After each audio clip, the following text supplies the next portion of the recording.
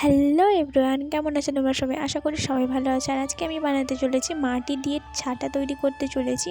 তোমরা হয়তো ভাবছো মাটি দিয়ে আবার কিভাবে ছাতা তৈরি করব। ওয়েট করো, ভিডিওটা দেখলেই তোমরা বুঝতে পেরে যাবে যে আমি মাটি দিয়ে ছাতাটা কিভাবে তৈরি করেছি। আর হ্যাঁ, তোমরা যারা আমার নেক্সট ভিডিওতে কমেন্ট করেছিলে তাদের নামটা আমি এই ভিডিওতে নিতে পারছি না, কারণ তোমরা তো তোমাদের নামটাই কমেন্টে জানিয়ে যাওনি, তাই জন্য আমি তোমাদের নামটা নিতে পারছি না। তাই জন্য অনেক সরি। তো তোমরা এই ভিডিওতে তোমাদের নামগুলো জানিয়ে যাও, আমি চেষ্টা করব আমার নেক্সট ভিডিওতে তোমাদের নামগুলো নেওয়ার।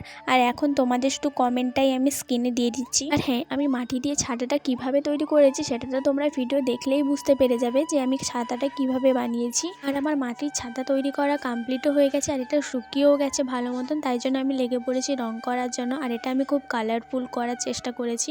তোমাদের কেমন লেগেছে কমেন্টে জানিও। আর এরপর কি নিয়ে ভিডিও দেখতে চাও সেটাও বলে যেও। আর তো এখানে আমি 6টা কালার ইউজ করেছি। তোমাদের এই ভিডিওটা কেমন লেগেছে বলো। আজকের জন্য টাটা, সবাই অনেক ভালো থাকবে।